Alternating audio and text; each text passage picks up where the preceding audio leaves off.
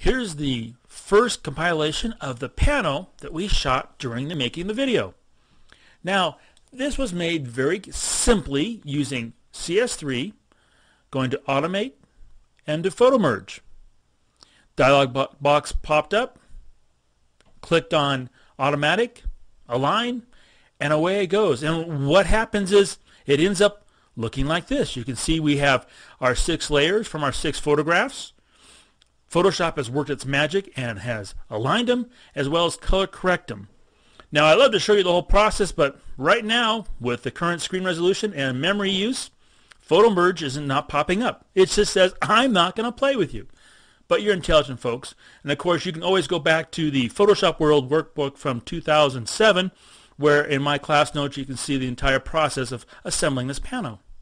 The point is, I want you to notice that this panel, the one thing that attracted to me was this great horizon. See how it curves? It's nowhere near, okay, a flat line. It is a really neat rolling background. I love it. And of course, the clouds, you know, the curve up here is opposite of the curve down here, and vice versa. That's why I picked this particular angle to sit down and shoot the whole thing. And when you take a moment to do some simple finishing of the image, I'm just going to toggle by going Control Tap. You can see the final image. Now what I did was a number of things. You can see, looking at the layers, I have gradients, making things some darker, some lighter. These are all techniques that I've already talked about in other of these videos. More importantly though, what I did was I accentuated the lines going through the grass by darkening some areas with shade, highlighting some other areas where a little dapple of light had come through, bringing me some definite change to the contour. Now, if I sit there and Alt or Option click the bottom layer, you can see the before and the after. So as we build on it, the first thing I'm going to do is, you can see I've lightened a tad in the foreground right here. That's what that layer is doing.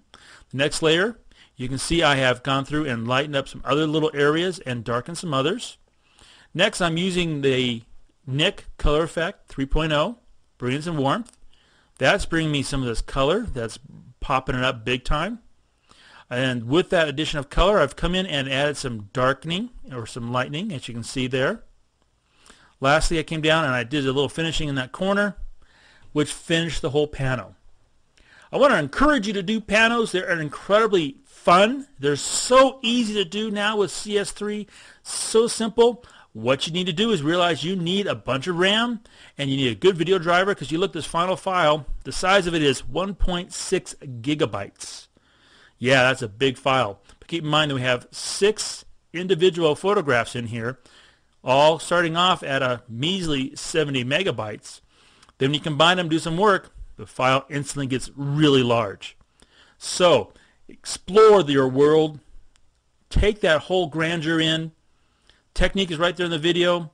The finishing is so simple now with CS3. Hey, I'm looking forward to seeing your panels being displayed on the walls around the world.